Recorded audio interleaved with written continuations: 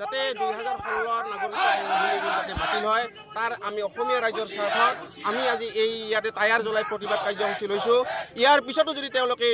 এই নাগৰিকত্ব সংশোধনী আইন যদি গৃহীত কৰিব বিচাৰে তেতিয়াহ'লে আমাৰ অসমীয়াৰ প্ৰতিটো ঘৰতে জুই জ্বলিব, প্ৰতিটো ৰাজপথত জুই জ্বলিব, প্ৰতিটো বিধানসভাত ইয়াত আমি অসমীয়া জাতিয়ে জুই জ্বলাই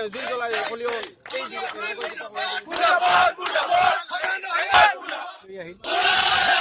ছাত্ৰসন্থাৰ নেতৃত্বত সংগঠনে আজি অসম বন্ধ এই অসম বন্ধক আমি সমৰ্থন জনাই দেখিছা পৰিষদ মানিকপুৰ অঞ্চলত আদি কৰি মানিকপুৰত ৰাজপথত আমি আন্দোলন সাব্যস্ত কৰিছিলোঁ। আমি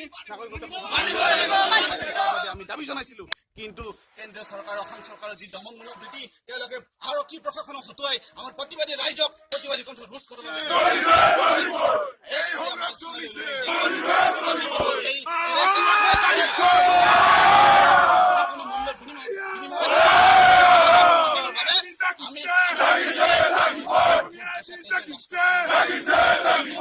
কৰিম।